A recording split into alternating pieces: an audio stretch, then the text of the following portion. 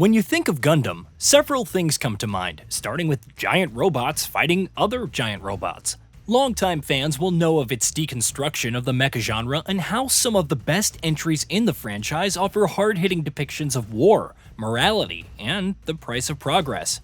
It also provides some incredible human drama, whether you're wrapped up in the complexities and intergalactic conflict of the original Gundam series, intrigued by the manipulations of celestial beings in Gundam 00, or unraveling the mysteries of the Witch from Mercury. However, there is another fandom for the franchise beyond the anime, and it's Gunpla, model kits for hobbyists who build a Gundam from scratch. They vary in complexity and scale based on grade, not to mention the in-depth processes of painting and modifying them, including kit bashing, where parts from multiple kits are used in a single model. Such is the enthusiasm for Gunpla that there's a Builders World Cup tournament where the best compete. There's even dedicated anime, the Gundam Build Fighter series, leveraging the hobby for storyline purposes.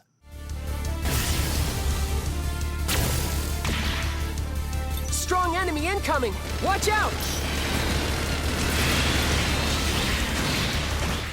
In essence, that's what Gundam Breaker 4 is about. As the first true mainline sequel in the franchise since 2016's Gundam Breaker 3, pretend that new Gundam Breaker never happened, it offers all the customizations a Gunpla enthusiast could want. The sheer number of parts is extensive, with over 250 base kits, and you can customize them to your heart's content with decals, weather, resizing, and more. However, as a hack-and-slash action adventure, it leaves something to be desired. The story focuses on a new Gundam Online title that sounds suspiciously akin to a metaverse game, entering beta. It's attracted many players, from the casual to the try-hard competitive players. The protagonist is a relative newcomer who starts with an RX-78, and it's not long before another player, Tao, arrives to teach you the basics. I appreciate having the option to exclaim, "How dare you!" when Tao called me a beginner, but I had to suffer his company regardless. You encounter other characters like Lin, a skilled player who wants to be the best and can feel a bit precarious around new people. Mr., someone who walks around trying to help newcomers like Tao, except he has an afro, and Sheena, an overtly polite player. Overall, the characterization is about as typical as they come, with rote dialogue that's serviceable at best and skippable at worst. It doesn't pick up or improve, and some concepts like the player harnessing a talent called Spartan Rage, Super Saiyan, Awaken, feels cliche while lacking real gravitas.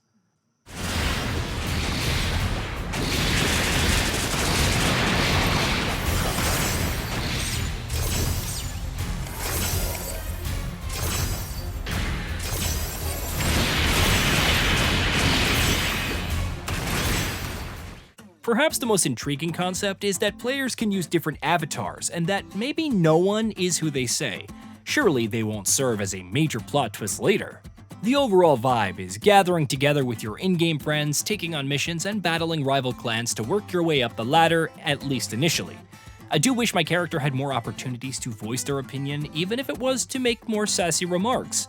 It feels like a good chunk of the story is playing out through other people, and I'm simply standing by the wayside, while also doing all the work, mind you. As such, the basic gameplay flow of Gundam Breaker 4 is very straightforward. Go to the desk and pursue a story mission with 3 difficulty options and a choice of partners. Higher difficulties necessitate higher level parts for your Gundam. The missions themselves are extremely simplistic, usually consisting of little more than clearing out waves of enemies before proceeding to the next area and culminating in a boss. Some unique missions, like protecting a point, can come up. However, they involve eliminating every single enemy attacking as opposed to destroying a target Gundam, which causes the smaller fry to disappear. The boss battles can range from fighting regular-sized Gundam to giants with extensive bars of health, multiple breakpoints, barriers that you must pour damage into before you can resume depleting their HP, and big dramatic attacks. Though the giants can feel damage spongy, taking on a massive unicorn Gundam and watching it activate the NTD to go all out is appealing. Sure, some giant bosses share several of the same attacks, but such is life in a Bandai Namco-produced Gundam game. At least you're incentivized to target and break parts to add them to your repertoire. After progressing enough, you unlock quests and bounties. The former offers straightforward missions against enemy Gundam with little to no narrative scenes, while the latter involves directly facing rivals and collecting currency when defeating them. This is unique because you can select up to 3 opponents for a fight, and the encounters can be interesting depending on their builds. Speaking of which, I appreciated the menu outlining the different kit parts that went into making these opponents, allowing players to easily copy their setups. This should help.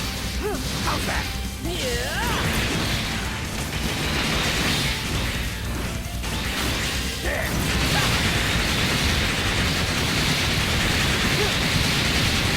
Would you like a cake? Even if the mission types and objectives are somewhat mind-numbing and repetitive, there's some hope that the combat can pick up the slack. That's unfortunately not the case. It's not a lost cause either, though. Customizing your Gundam means equipping unique weapons and parts that confer different OP skills, ranging from a slashing combo with your beam saber to grabbing some SD Gundam with your claw shield and slamming them into the ground. Each weapon also has unique properties. The whip is good for attacking enemies in an area, but can also pull when closer to you, as one example. You also have EX skills, like Repair and Transam, the latter granting a massive buff to your stats. I don't find the part system too exciting from a stats point of view in the early going, simply opting for the highest levels to meet the requirements, but the abilities and weapon types can mix things up. When you're launching an enemy into the air with a beam saber, only to stab them repeatedly with a dagger and then pelt them with Gatling guns and missiles, that's satisfying. The combo system also incentivizes building higher combos, enabling different buffs and increasing item drop rates. The problem is that there otherwise isn't too much depth to the combat, which isn't helped by the mission structure or the shoddy AI of most enemies, when they're not stun-locking you forever with double-bladed weapons. They seem to lack much awareness for dodging your long-range shots except by accident and become vulnerable super quick. Yes, there's an appeal to becoming super-powered and stomping the competition with a high-powered build, but I'd appreciate it if they put up some kind of fight. Watching an iconic Gundam show up to challenge my crew becomes less exciting over time when their behavior is as predictable and shallow as the others. Your allies aren't much better, sometimes getting stuck on objects in the environment and seemingly offering no help, even if it's to draw aggro away. The movement can feel awkward sometimes as jumping and boosting are tied to the same button. Activating the latter means holding it down while moving, but you must hold it when stationary for greater jump heights. It's not the worst, but it takes some getting used to, especially for jumping up and hitting a giant Gundam's head. Presentation-wise, there isn't much to say about the visuals or music. The graphics won't blow you away with their fidelity, but like many other things, they're serviceable, and performance isn't too shabby either. The voice acting is passable and, once again, does little to elevate the characters. If you're looking for the best of the best in mech combat, Gundam Breaker 4 isn't it, Chief. While the combat isn't awful and there's tons of content for those who can get into it, it's beset by repetitive objectives, underwhelming AI, and moderate depth. The story has some intriguing elements, but doesn't do much to pull you in. You're probably right. Let's get that mission started.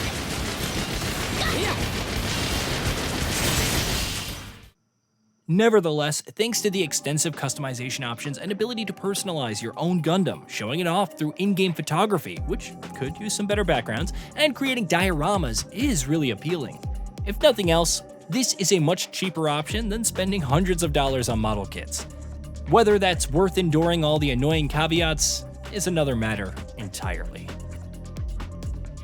Hey, did you know that we at GamingBolt upload new videos every day? Stick around, drop a like, subscribe, and hit that bell, and let us know what kind of content you'd like to see in the future with a comment below.